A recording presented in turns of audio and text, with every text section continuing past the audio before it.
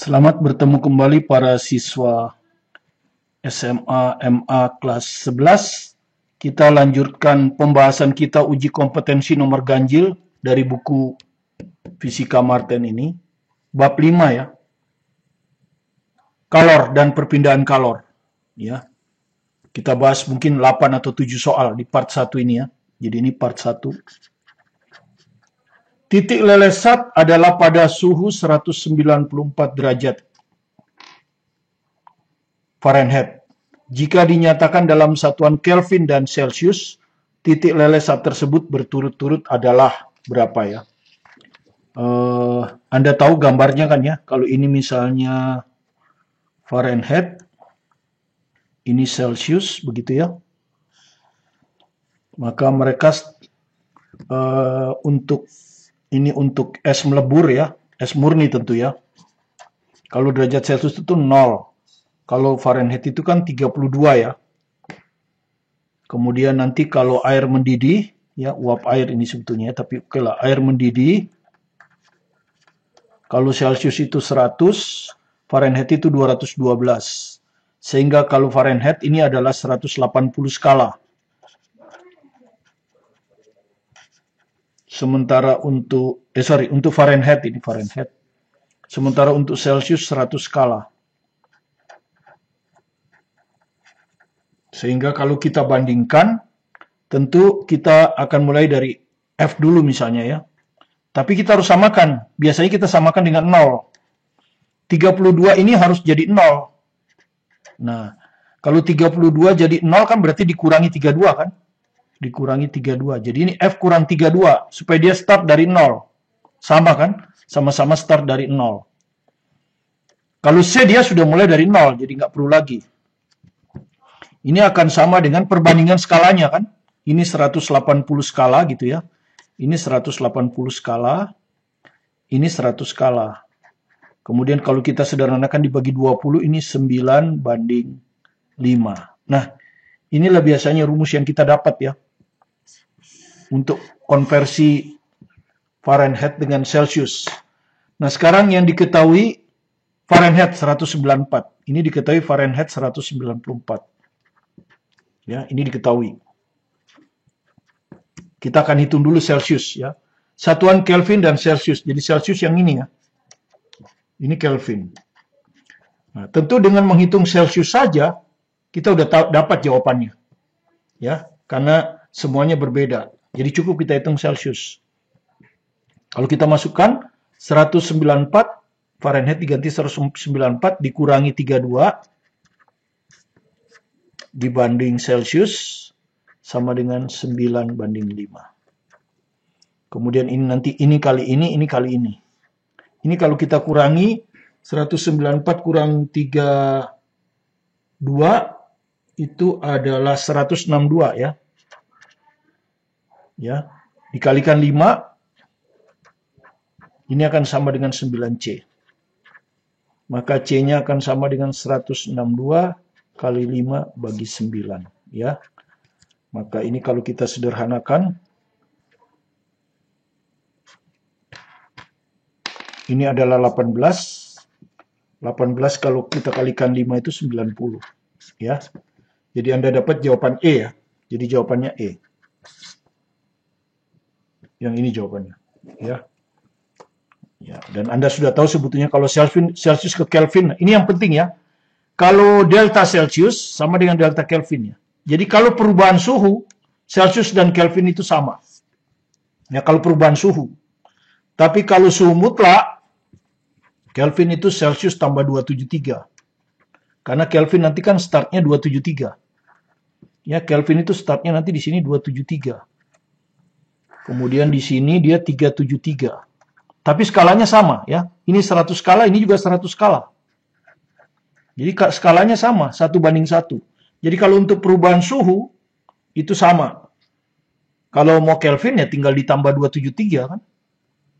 Jadi Anda tahu 90, tapi tidak perlu ya, tidak perlu dilakukan. Ini hanya ini aja ya. Jadi cukup di sini, selesai. Ya, sama dengan tadi. Ya, cuman sekarang termometer sembarang ya, termometer sembarang.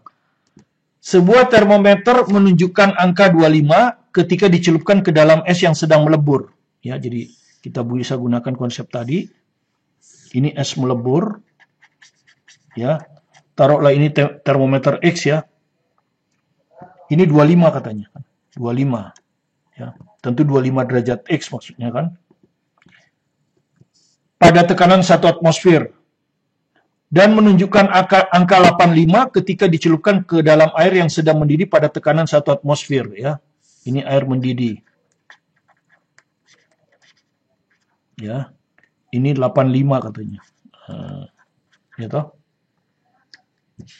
Ketika digunakan bersama-sama, jika termometer Celcius menunjukkan angka 55, Celcius ini kan ini 0, ini 100 kan. Nah, kalau Celciusnya menunjukkan angka 55, gitu ya.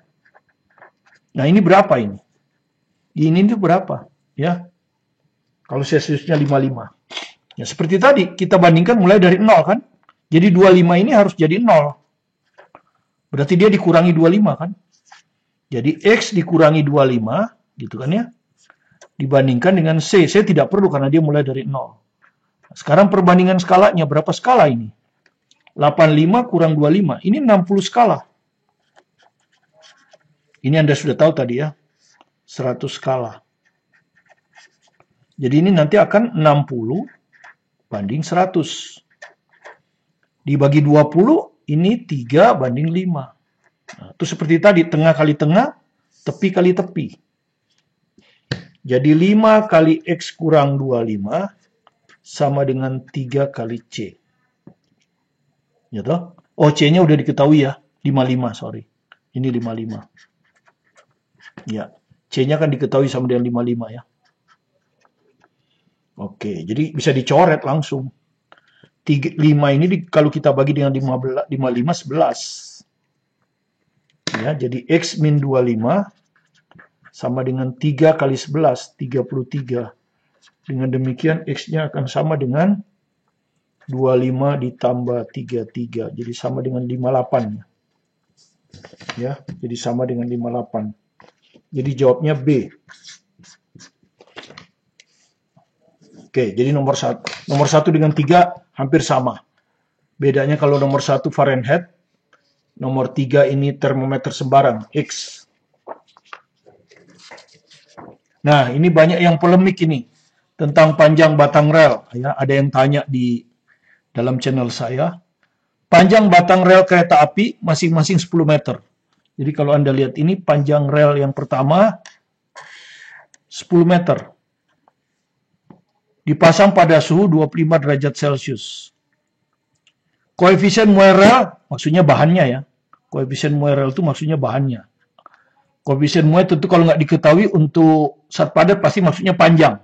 Ya, kalau nggak diketahui. Koefisien muai panjang 14 kali 10 min 6 per derajat Celcius. Agar pada suhu maksimum di daerah itu, jadi ini nanti akan menjadi 35 derajat Celcius. Kedua rel, jadi ini ada rel lagi. Ya, sama, persis identik.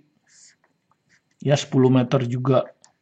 Suhunya juga dari 25 derajat Celcius berubah jadi 30 derajat Celcius. Yang berhubungan tepat saling bersentuhan, tentu ini akan memuai. Nah, ada yang nanya, bagaimana memuainya? Kalau tidak ditahan, dia memuai dua arah. Jadi memuai ke sini, juga memuai ke sini. Ya toh? Nah, yang ini, yang kedua memuai juga ke sana. Sama ke sana ya. Kalau tidak ditahan begitu. Gitu. Nah, itu beda dengan jembatan. Kalau jembatan biasanya kalau ada celah ya, jembatan ini ada celah misalnya. Nah, ini tuh ditahan tetap biasanya. Tidak bisa. Nah, ini dikasih rel biasanya. Sehingga kalau dia memuai, yang memuai hanya yang sisi kanan, yang kiri nggak boleh karena sudah ditahan. Ya. Jadi dia hanya memuai satu arah kalau ini, ya. Misalnya jembatan ya, jembatan ini. Jembatan kan menghubungkan dua sisi kan. Nah, ini. Jadi memuainya hanya sebelah kanan.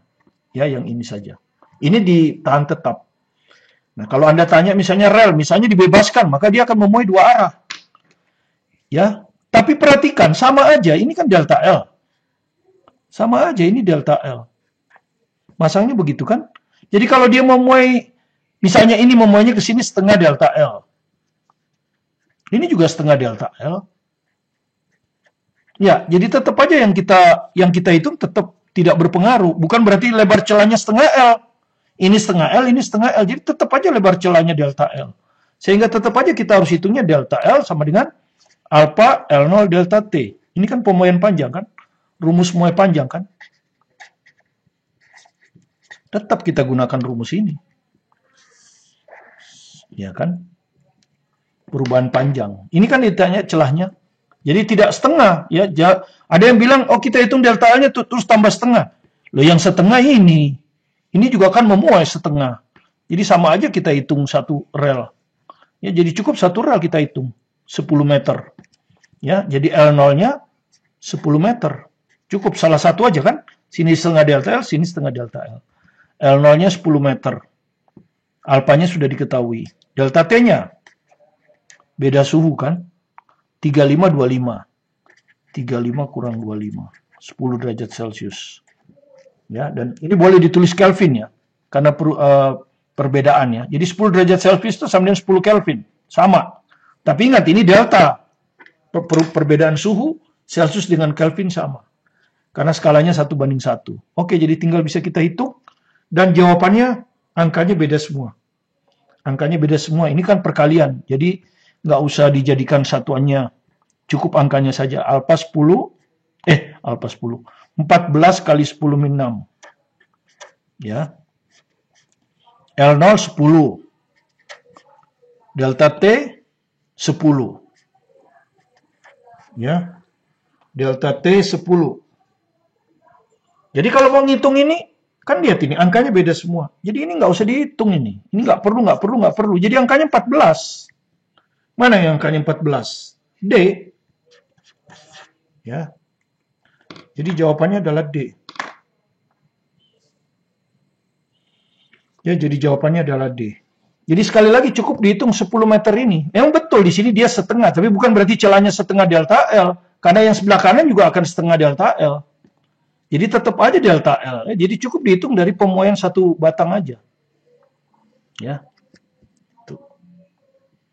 Dan sekali lagi ini tidak perlu lagi angka. Ya, tidak perlu 10 pangkat ini karena angkanya beda. Kecuali di sini ada 1,4, ada 14. Nah, itu baru Anda hitung ordernya. Kalau tidak cukup hitung angkanya, ya. Karena ini soal pilihan ganda. Oke. Jadi jawabnya D. Kita ke soal berikutnya.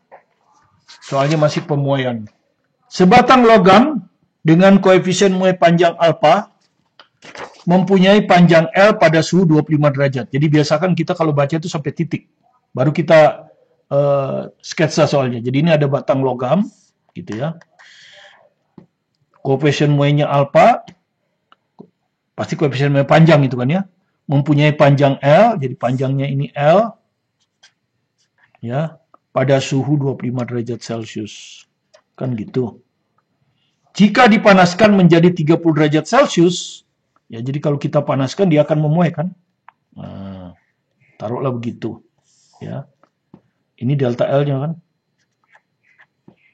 Jika dipanaskan menjadi 30 derajat Celcius, jadi ini 30 derajat Celcius.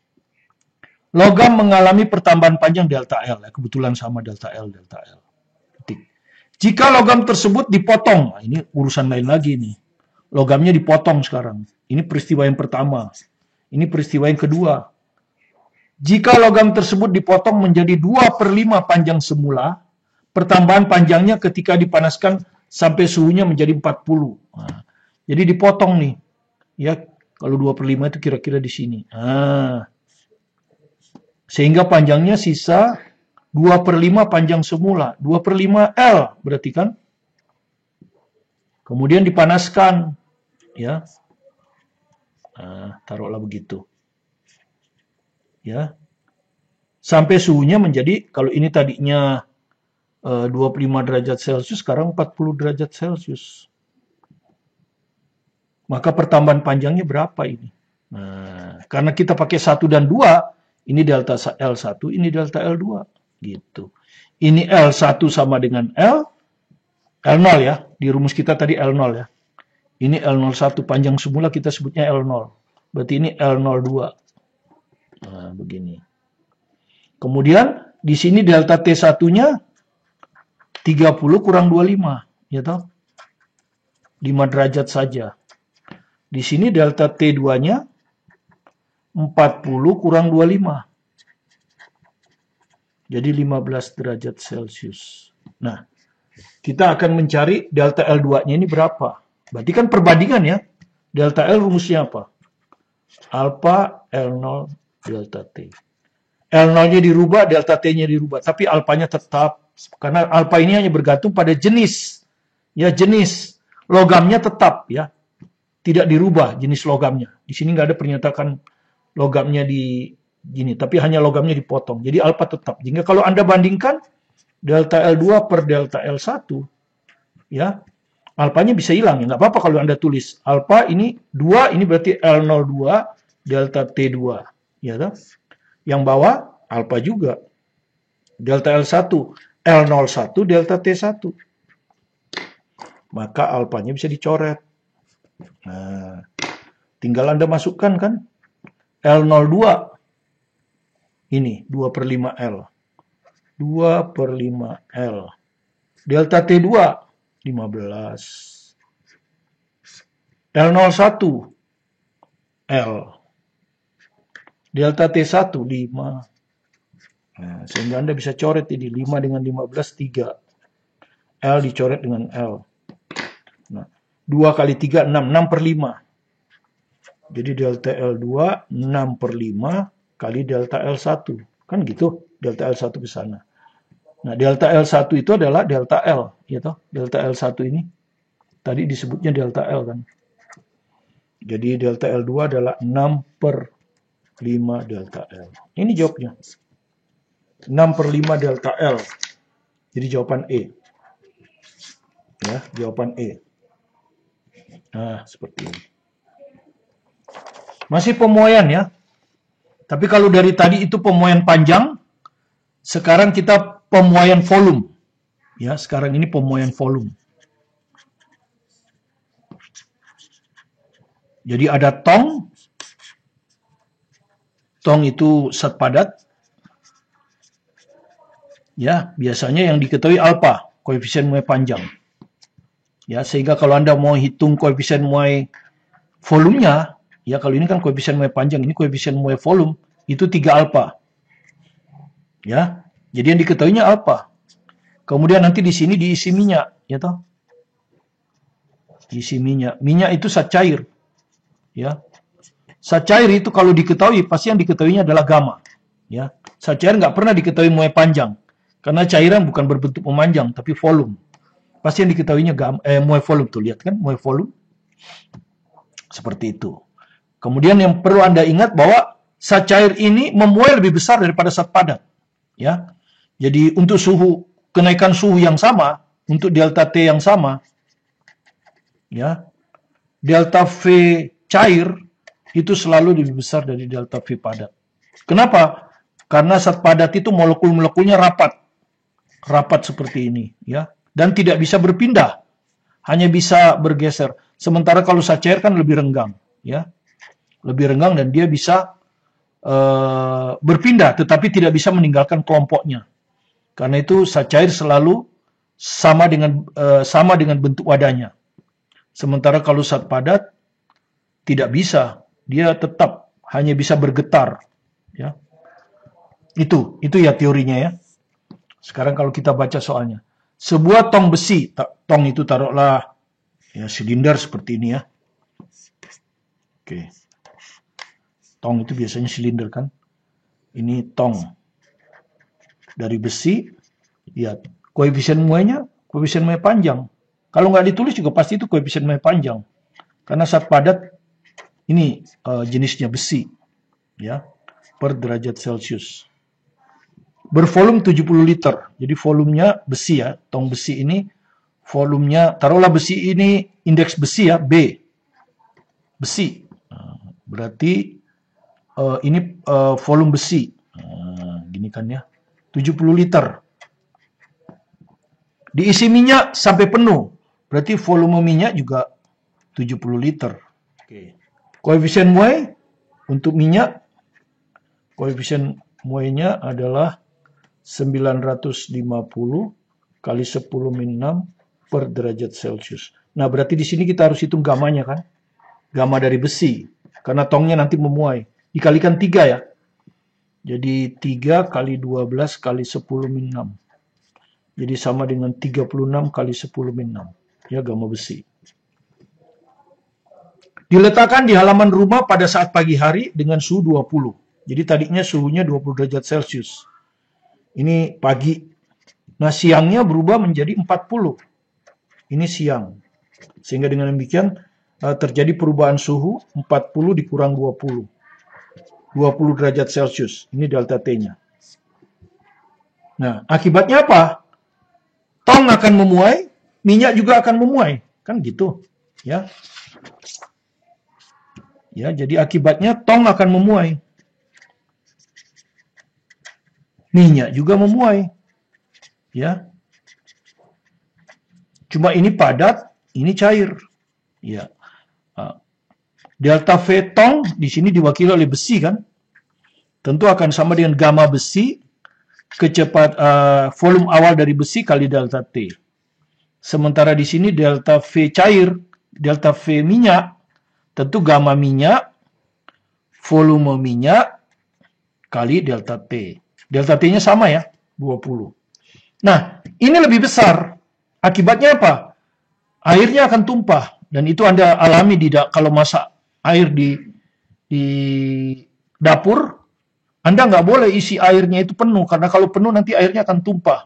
Kalau suhunya naik nanti. Jadi harus diisi tidak boleh penuh. Kalau ingin nggak tumpah. Jadi volume minyak yang tumpah tentu akan sama dengan, karena volume awal ya, ini volume awal. Volume awalnya sama. Hati-hati kalau volume awalnya nggak sama ya. Kalau misalnya diisinya tidak penuh, tapi 90%, berarti ini 90% fenol. Tapi di sini kan diisi penuh ya. Jadi V minyak yang tumpah adalah delta V minyak dikurangi delta V besi. Jadi kalau kita masukkan ini, ya delta V minyak, gamma minyak, V0 delta T dikurangi gamma besi, V0 delta T. Nah, V0 delta T-nya bisa dikeluarin. Jadi sama dengan gamma minyak dikurangi gamma besi, V0 delta T. Begitu ya. Seperti itu. Jadi Anda sekarang hitung berapa ini. Ya. Gamma minyak 950 kali 10⁻6. Dikurangi gamma besi ini 3 kali ya. Jangan lupa 36 kali 10⁻6. Ya. Fenol ya baik minyak maupun besi sama ya. 70 liter ya. Jadi yang tumpah ini nanti liter. Nah, kebetulan liter kan? Karena ini liter. Delta T 20. Ya. Kalau minus, nanti kalau kali angkanya saja. Nah, ini angkanya beda semua ya. Beda. Tapi ini harus kita kurangi dulu. Angkanya berapa ini? 914 ini. Ya. Kali 10⁻6. 70 kali 20 itu 7 kali 2 aja yang penting ini, 14. Ini nggak penting ini. Jadi angkanya itu adalah, tapi ini ada pakai koma ya, takutnya pembulatan ya. Ini ada 1,28, ada 1,3, bisa aja pembulatan ya. Jadi harus dihitung betul-betul berarti ya. Ya, jadi ini 914 kali 14. Ya, kali. Ini 2, jadi 10⁻4. Ya, karena ini 2 kan. Nah. Jadi 914 kali 14. Oke ya, ini kali biasa aja ya. 4 kali 4, 6, 1, 5, 3, 6. 4, 1, 9. 6, 9, 7, 12. Sebab ini ada pembulatan ya. Semua angkanya sama. Jadi ini kalau 10⁻4, berarti ini 10⁻4 kan. Berarti nolnya mulai dari sini ya. 1, 2, 3, 4. Ya, jadi jawabannya 1,2796. Nah, Tentu yang mendekati adalah 1,28 ya. 1,3 kegedean. Ya, karena ada 2 desimal di sini, ini dibulatkan ke sini. Jadi 1,28 liter. Karena itu kita harus hitung betul-betul ya. Tidak bisa main angka. Karena kalau 1,28 ini dibulatkan lagi 1,3. Tapi karena di sini ada 1,28 ya, kita pilih B lah. Jadi volume cair lebih besar dari volume zat padat. Oke, kita terus ke nomor berikutnya. Nomor 11. Ya, kalau Anda mau ngisi ban Anda sudah cukup keras tapi Anda anggap tekanannya kurang. Ya. Jadi ban itu seperti ini kan, Anda anggap kurang, Anda isi lagi kan gitu. Ya, tekanannya. Nah, di luar ini kan atmosfer. Di dalam ini namanya gauge. Jadi tekanan udara di dalam ban saja itu namanya tekanan gauge. Kemudian di luar ada ATM. Tapi yang diukur dalam rumus PV per T sama dengan konstan, P di sini itu adalah tekanan mutlak. Ya, jadi bukan tekanan gauge. Dan tekanan mutlak itu sama dengan tekanan gauge kali ditambah tekanan atmosfer. Nah, ya. Jadi sama dengan kalau kita ke fluida, fluida ini disebut dengan tekanan hidrostatik. Ya, ditambah tekanan atmosfer. Ini kalau fluida kan. Kalau cairan. Ya. Oke, jadi tekanan mutlak ya yang dihitung. Nah, kita baca soalnya. Nah, dalam soal ini volume juga memuai. Tapi nanti Anda lihat di sini tidak ada keterangan tentang volume. Tidak ada keterangan, maka kita anggap volumenya tetap. Jadi waktu kita pompa kita naikkan sedikit tekanan ban kita, itu kita anggap volumenya tetap, ya. Kita anggap ini ya. Sebetulnya berubah tapi sedikit, sangat kecil dibandingkan dengan volume ban semula. Sehingga anggap aja volume tetap. Ya, jadi volume keadaan 1 sama dengan volume keadaan 2 atau kita sebut isokorik. Ya, dianggap. Ya.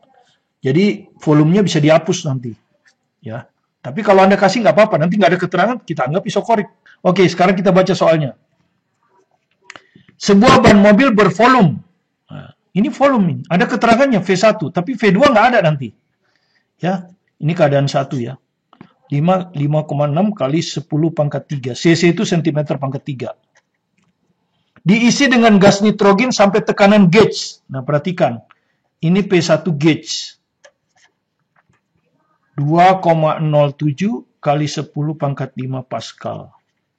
Ya, di sini ada keterangan 1 atmosfer 10 pangkat 5 Pascal. Ini ada keterangan ini, ya. Sementara jawaban kita atmosfer. Jadi lebih baik ini kita singkirkan aja. Kita ganti atmosfer.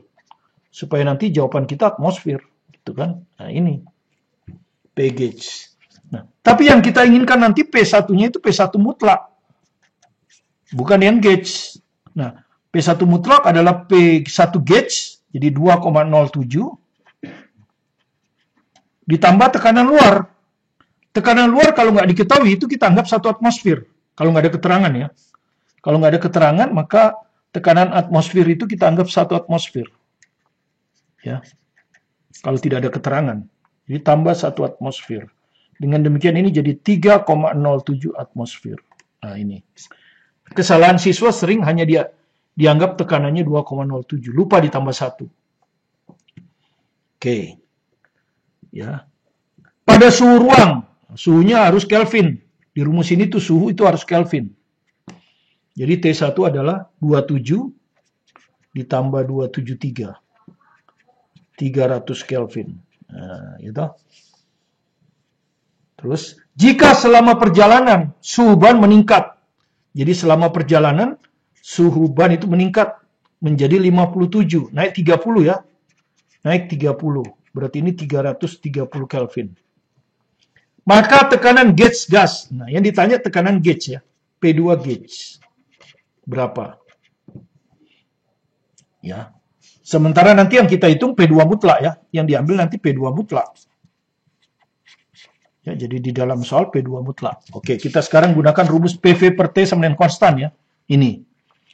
Ya, dianggap tidak ada kebocoran. Jadi bannya tidak bocor. Kalau bannya bocor nggak berlaku lagi nih kan.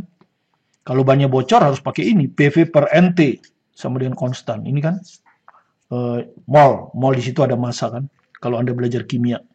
Jadi cukup ini aja. Jadi P2 V2 per T2 sama dengan P1 V1 per T1. Dianggap bannya tidak bocor ya. Ban tidak bocor. Sehingga masanya tetap. Massa tetap itu berarti N-nya tetap. Oke, nah yang ada di sini kan cuma V1. V2 nggak ada. Jadi kita anggap sama. Ya, yang ingin kita hitung P2 ya. Tapi P2 di sini P2 mutlak ya. Nah, P2 mutlak ini. Itu akan sama dengan kali silang ya. Gitu. Atau kita masukkan dulu lah. P2 mutlak per T2-nya berapa? 330. Sama dengan P1 mutlak. P1 mutlak ini. Nah, 3,07 ya. Ini 3,07 bukan 2,07. Per T1. 300. Nah, seperti ini. Maka ini Anda bisa coret ya. Bagi 3, 100. Ini dibagi 3, 110. Jadi Anda lihat tekanan 2 mutlak. Mutlak ya. Di rumus itu mutlak. Kali silang. Ya. 110 kali 3,07. Dibagi 100. Nah, nolnya coret 1. Ya. Sekarang tinggal lihat jawaban. Ya, beda semua ya. Jadi cukup angkanya ya. 10 ini abaikan aja. Tinggal, atau nanti gampang dibagi 10 ya. 11 kali 3,07. Jadi 307 kali 11. 1307. 1307. 7733. Desimalnya 1, 2 dibagi 1. Ya toh? 2 desimal dibagi lagi 10. Jadi 3 desimal. 1, 2, 3. Ah, ini. 3,37. Ya. 3,37 atmosfer. Ini adalah P2 mutlak. Nah, yang ditanya P2 gauge. Jadi P2 gauge adalah dikurangi 1 ya. 3,377 dikurangi 1. Jadi hasilnya adalah 2,37. Gitu aja ya. 2,37 atmosfer. Nah, tentu yang kita ambil yang mendekati. Kalau 2,8 terlalu besar. Ya, jadi ini mungkin diabaikan ininya. Hanya harusnya 2,4 ya. Tapi ya karena yang ada ini ya terpaksa kita jawab C. Ya kan? Jawab yang paling mendekati. Ya, jadi jawabannya C. Oke, jadi yang perlu saya ingatkan Anda di dalam rumus P2 V2 per T2 P1 V1 per T1 itu adalah tekanan mutlak, bukan tekanan gauge ya, tapi tekanan mutlak. Karena itu 2,07 ini harus ditambah dengan 1. Kita ke nomor 13. Nah, nomor 13 ini barulah kalor ya. Ya, asas Black, barulah asas Black ya. Barulah asas Black. Air bermassa 200 gram dan bersuhu 30 derajat Celcius dicampur air mendidih bermassa 100 gram bersuhu 90. Jadi kalau kita gambarkan tentu kita harus pilih yang 90. Ya toh. Di sini 30. Yang lebih rendah pasti 30 kan. Nanti yang kalau dicampur ini naik, ini turun kan gitu. Tanpa ada perubahan wujud. Nah, yang air mendidih itu 90 derajat ini air mendidih. Ya, air mendidih. Banyaknya 100 gram. Ya, oke. Kalor jenis air itu 1 kalori per gram derajat Celcius. Oke. Kemudian yang 30 derajat Celcius ini adalah air biasa ini ya. Masanya ini air biasa ini. Air biasa lah ya. 200 gram. Bersuhu 30 derajat Celcius. Dicampur. Oke. Suhu campuran pada saat keseimbangan termal. Anda sudah tahu kemarin yang rendah akan naik karena menyerap kalor. Yang tinggi akan turun karena melepaskan kalor. Ini kita taruhlah sebut Q1, ini Q2. Dan untuk kenaikan suhu atau penurunan suhu, rumusnya pasti MC delta T. Ya, ini MC delta T1, ini MC delta T2. Semuanya wujudnya air ya. Ini wujudnya air, ini juga wujudnya air. Jadi kalor jenisnya sama. Ini air, ini juga air. Ya, kemudian kita gunakan asas Black. Q1 sama dengan Q2. Ya. Q1 adalah massa 1. Massa 1 yang ini. Ya. 100 gram. Ya, inilah. Atau kita tulis lagi lah. Atau kita tulis begini aja. Persis seperti ini ya. MCA delta T1 sama dengan MC delta T2. Kita coret dulu yang sama ya. Kalor jenisnya sama-sama kalor jenis air. Dan ini perkalian, jadi tinggal dibagi aja. Nah, begini. Ini massa 1, 100 gram. Ya, satuan kecil. Nggak usah dijadikan kilogram, karena di sini juga kilogram. Gram juga. M2 ini. M1 200. Yang satu yang bawah. Ini 200. M2 yang ini 100. Gram juga, jadi nggak usah jadikan kilogram. Delta T1. Nah, kita cari dulu delta T1 ini. Delta T1, di sini suhu campuran ya. Ini suhu campuran. Anggaplah X. Jadi ini X, ini 30. Jadi delta T1, X kurang 30. Oke. Delta T2, ini 90, ini X. Ya, ini X ini. 90X, jadi 90 kurang X. Ah, gitu, kita positifkan aja. Jadi delta T1 ini, X kurang 30. Delta T2, 90 kurang X. Nah, seperti itu. Gram bisa dicoret kan? 200 ini 2, 101. Tinggal dikalikan aja kan? 2 kali X, 2X. 2 kali 30, 60. Ini 1, jadi 90 kurang X. Ini pindah ke sini jadi 3X. Ya, itu pindah ke sana jadi 150. Jadi X-nya sama dengan 50. Jadi jawaban C ya.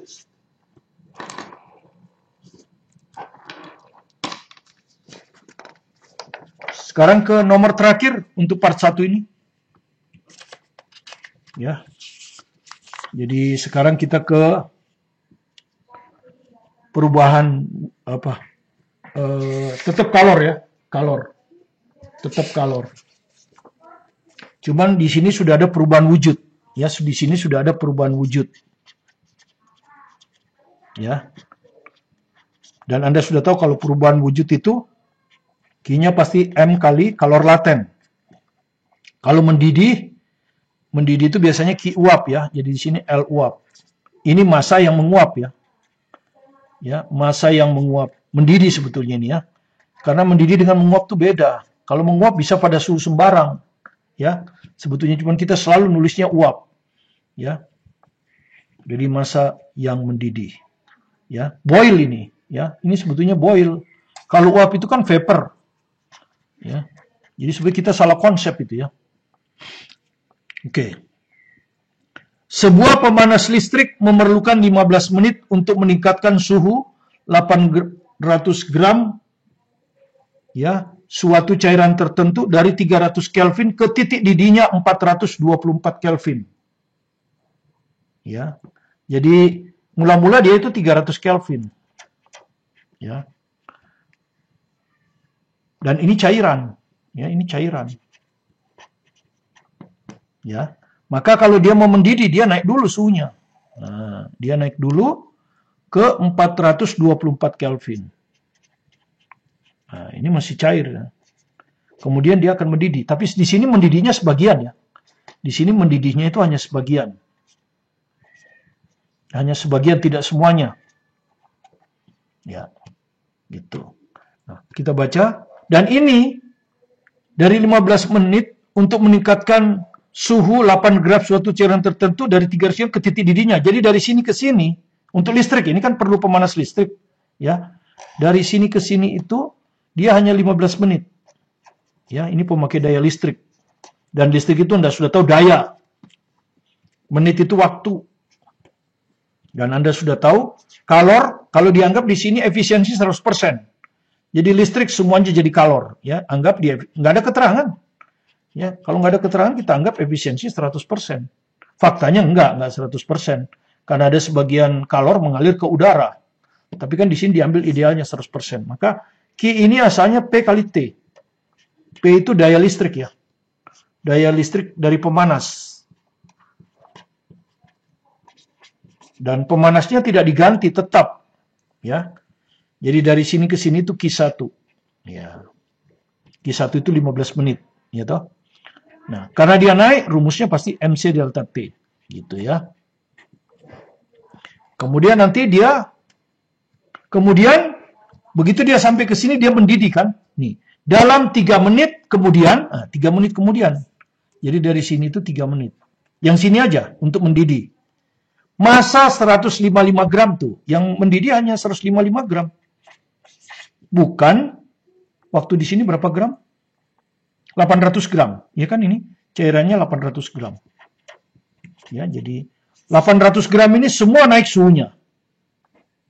Karena dia tidak mungkin mendidih kalau kalau semuanya belum naik. Jadi sudah naik. Jadi di sini masih 800 gram. Tapi begitu dia mau mendidih, dia perlu sebagian aja. Kalau 3 menit hanya sebagian. Ya, 155 gram.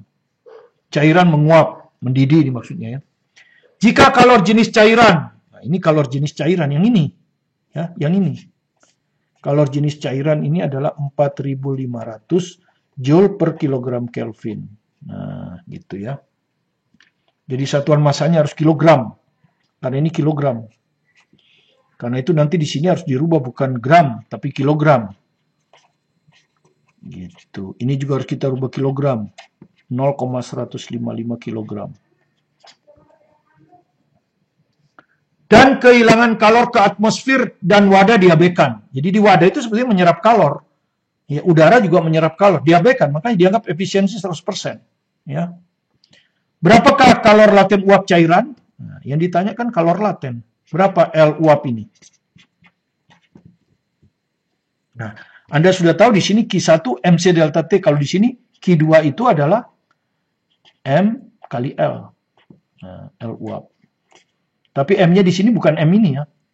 Jadi kalau ini kita anggap M1, ini M2. M1 0,8 kilo, ya. Ini M1. M2 hanya 0,55. Ini M2. Oke, jadi kalau kita perhatikan di sini L uap itu ada di Q2 ya.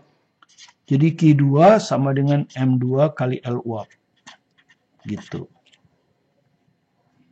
Ya, dan Q2 ini pasti sama dengan P kali T2. Karena dia asalnya dari listrik. Ya, kalor dari listrik pasti pakai daya ya. Listrik spesifikasi pemanas itu kan pasti daya. Berapa dayanya? Kan gitu. P kali T2 ini. Ini adalah M2, M2-nya tahu nih. Ya, yang mendidih saja 0,155. Ya, kali L uap. Nah, ini yang ditanya. Nah, oke. Kemudian Q1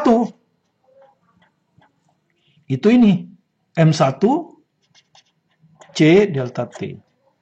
Nah, ya kalau delta T bisa dicari kan ini. Delta T-nya bisa dihitung ya. Ini suhunya 300, itu 424. 424 kurang 300. Jadi 124 Kelvin. Ya. Ini tahu. Kalor jenis diketahui ini. 4.500. M1 juga diketahui ini M1 0,8. Jadi bisa dihitung. Q1-nya tetap dari listrik. Ini dari listrik. Dayanya sama. Pemanasnya nggak diganti. Cuman waktu untuk mendidihnya T1. Gitu. Sama dengan M1 ya. Masukkan 0,8. C-nya 4.500. Sudah sama satuannya ya. Ini kilogram, ini per kilogram. Delta T-nya Kelvin juga Kelvin atau Celsius sama.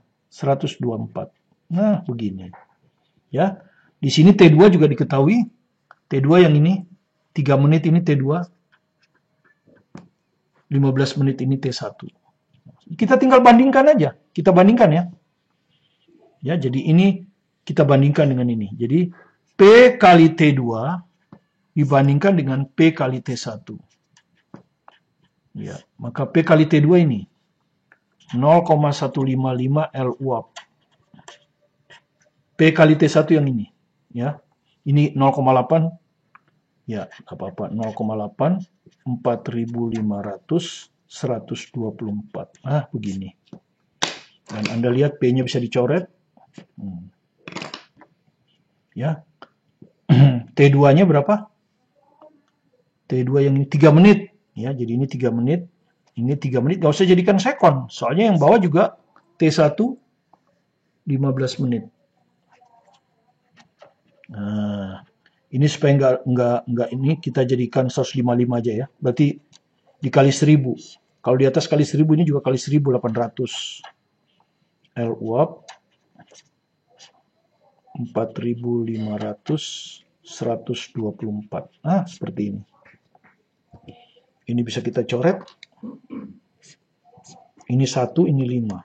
Nah, jadi tinggal kali silang ya. Maka L uap sama dengan 5 kali 155 di bawah. Karena temennya ya. Ini musuhnya di atas. 800, 4500, 124. Nah, begini. Tinggal lihat jawabannya. 10 pangkat 5. 10 pangkat 5 ini 10 pangkat 4 kan? Nah, ini 10 pangkat 4. Ya. Jadi kalau gitu ambil 1 nanti ya. Oke, nggak apa-apa. Ini 10 pangkat 4. Jadi ini 8 kali 45 kali 12,4 aja. Biar 10-nya ambil dari sini kan? Jadi ini 1, 2, 3, 4, 10-nya ambil dari sini. Jadi ini sudah 10 pangkat 5. Nah, sudah sama kan? 10 pangkat 5 semua. Dibagi 5 kali 155. Nah, sekarang tinggal cari angka pentingnya. Angka yang membedakan. Apakah 2, apakah 3, apakah 4, apakah 5, apakah 6. Angka pertama saja. Ya toh? Karena itu kita cukup angka pertama ngitungnya. Ya, jadi strategi seperti itu ini harus dicoret kalau bisa. Ini 9. Nah, ini udah nggak bisa lagi dicoret. Ya, nggak apa-apa kalau nggak bisa dicoret, tinggal dikalikan kan. Cari angkanya kan. 8 kali 9, 72. Dikali 12,4. Dibagi 155. Nah, 155 begini. Ya, kira-kira aja. Kira-kira ya, saya anggap kira-kira. Ini 12,4 saya anggap aja supaya gampang ya. Saya anggap aja 12,5. Lebihkan dikit lah. 17, 12,5. Kalau supaya ngitungnya nggak usah kayak anak SD. Nah, kemudian 12,5 ini saya kali 2 jadi 25 kan. Ini saya bagi 2, 36. Ya kira-kira jawabannya mendekati ini. Kemudian saya coret lagi nih, dibagi 5, 5. Ini kalau dibagi 5, 31. Ya. Jadi 36 dibagi 31 kali 5. Nah, Anda lihat. Ya. Oke, sekarang gampang kan kalau ini tinggal dikalikan. Apakah 6,3 apakah 5,7? Ini kalau kita kalikan berapa ini? 180 dibagi 31. Ya kan? Ini sudah saya tinggikan ya. Perhatikan ini sudah saya tinggikan. Jadi jawabannya harus lebih kecil sedikit ya. Jawabannya harus lebih kecil. 180 dibagi 31, nggak nyampe 6. Ya, kalau 6 aja 186. Ya, jadi harus lebih kecil dari 6. Ya, pasti 5, nah, jadi jawabannya adalah D. Ya, jadi jawabannya adalah D. Ya, pasti 5, ya. Jawabannya D. Jadi ini sudah saya naikkan sedikit. Ya. Di strategi menghitung kalau saya dulu waktu tes ya seperti itu. Ya, kalau saya harus ngalikan ini kayak anak SD kan. Dikalikan, itu Anda kalikan begini, kayak anak SD. Nah, ini ada kemungkinan pas ngalikan gini salah. Terus nanti hasilnya harus Anda bagi lagi 155. Kan bisa ini nggak ada kalkulator. Ya, jadi kalau saya tekniknya gitu. 12,4 mendekati 12,5 lah. Lebih besar sedikit. Jadi jawabannya harus lebih kecil sedikit. Nah, ini 6 aja nggak nyampe. Ya toh? Jadi nggak mungkin 6,33. Jadi jawabannya D. Oke, demikian kita telah menjelaskan sebagian soal dari bab 5 ya, kalor. Besok kita akan lanjutkan sebagian lagi, 7 soal lagi. Sehingga dengan demikian bab 5 ini selesai. Ya. Jadi kalau kita akan lanjut lagi, nanti kita akan lanjut lagi dengan bab 6. Ya. mungkin kita istirahat dulu sebentar. Teori kinetik gas, ya. Teori kinetik gas. Kita istirahat dulu. Udah cukuplah untuk semester ganjil ini. Untuk sampai bulan November ini Anda belajar sampai bab 5. Nanti mungkin minggu depan kalau ada kalau nggak minggu ini juga mungkin minggu ini, tapi hari-hari Jumat nanti atau hari Kamis kita akan ke bab 6. Teori kinetik gas. Dan perhatikan teori dari kalor ini sudah ada di channel saya. Ya, itu kalau nggak salah ada 3 ya, 3 part atau 2 part saya nggak tahu. Kecuali pemoyan tidak ada, ya, tidak ada. Tapi nggak ada masalah. Pemoyan sudah Anda pelajari di SMP. Jadi tadi anggap aja soal itu sebagai review.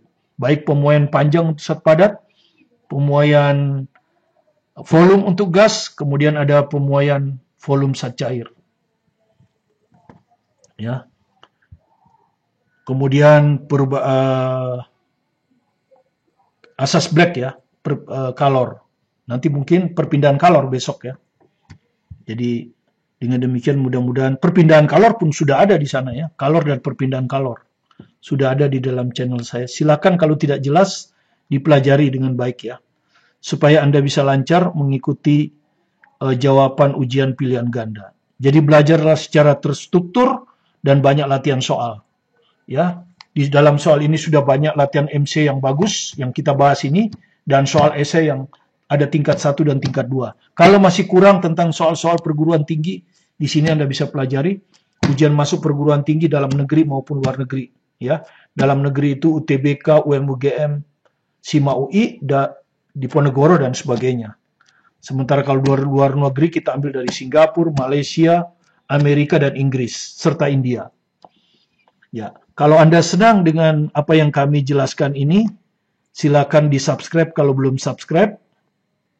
Like, komen, bunyikan loncengnya. Supaya Anda selalu bisa mengikuti video-video terbaru kami yang akan menuntun Anda menjadi mahir dan menyenangi fisika, matematika, dan kimia.